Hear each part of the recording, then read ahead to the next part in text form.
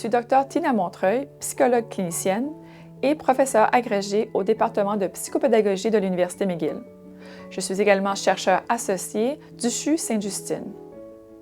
Au cours de cette brève vidéo, nous allons parler de l'importance de l'autocompassion de manière générale, mais également de son application et utilité dans nos interactions quotidiennes envers soi-même et les autres.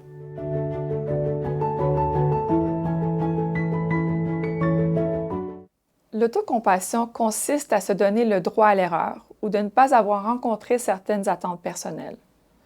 Alors que nous aurions autrement eu recours à la déception, la colère ou l'angoisse, il est plutôt normal d'être déçu ou même de ressentir de la colère lorsque nous sommes confrontés à la souffrance, la perte ou le manque de support et de soutien lorsqu'on vit une certaine période difficile et éprouvante. Quoiqu'il ne soit pas souhaitable que nous nous retrouvions face à une situation compromettante, nous pouvons tout de même en ressortir gagnantes selon la perspective, la manière dont on réagit à cette épreuve. Il s'agit là d'une perspective, d'une opportunité d'apprentissage où nous pouvons faire preuve de grâce envers soi-même, de s'offrir un soutien émotionnel comme nous le ferions pour un ami proche ou un membre de notre famille qui ressent également un malaise ou qui passe à travers une période d'adversité.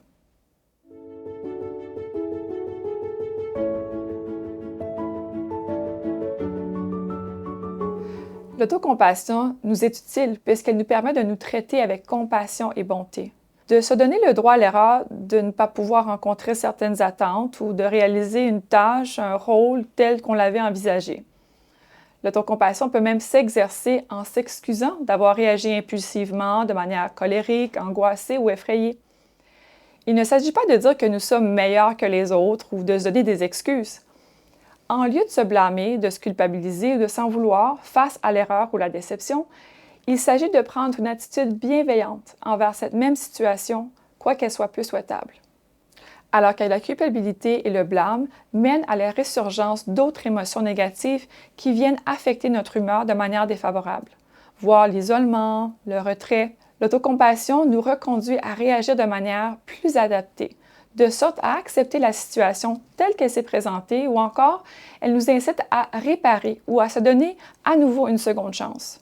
Il ne s'agit pas alors de complaisance puisque l'autocompassion nous mène à l'action, à envisager d'autres possibilités et à le droit à l'apprentissage gradué.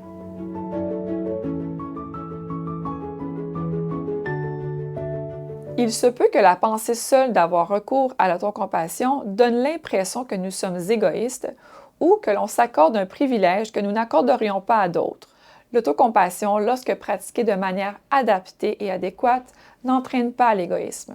Au contraire, en se donnant le droit à l'erreur et à la seconde chance, cette attitude bienveillante aura comme effet d'augmenter notre capacité à agir de même envers les autres. L'autocompassion incite à l'empathie, l'équivalent de donner à l'autre le droit à l'erreur également.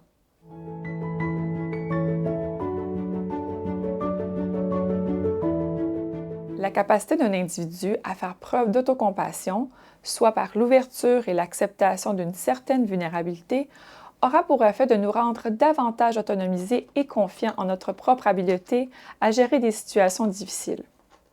Il ne s'agit pas de devenir plus vulnérable, qui se caractérise par une perte d'absence ou de moyens. Au contraire, la pratique de l'autocompassion représente l'acquisition de moyens ou de stratégies pour gérer les situations complexes et éprouvantes. L'autocompassion, soit l'habileté de ne pas se blâmer ou de se culpabiliser, nous offre une couverture de protection face à la victimisation. Une approche bienveillante envers soi augmentera la probabilité de ne pas se dire ou d'accepter un soutien négatif, de mauvais traitements ou même de la violence des autres. Nous avons donc tout à gagner en optimisant notre habileté à faire preuve d'autocompassion envers nous-mêmes.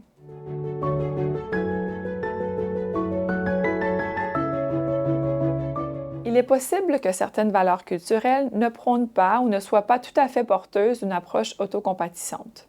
Toutefois, il est important de se rappeler qu'une réaction autocompatissante envers soi augmente la probabilité d'une rétroaction positive et empathique envers les autres. Une attitude bienveillante, telle que par l'autocompassion, encourage l'acceptation des choses que l'on ne contrôle pas et qu'on ne peut pas changer chez l'autre. Ainsi, cette stratégie incite l'acceptation et réduit par le fait même le désir d'avoir recours au jugement de soi et des autres.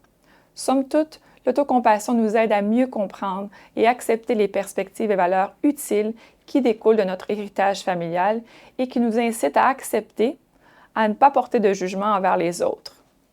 L'autocompassion nous aide également à ne pas s'en vouloir lorsque l'on souhaite s'éloigner volontairement de valeurs familiales qui pourraient être nuisibles ou peu utiles.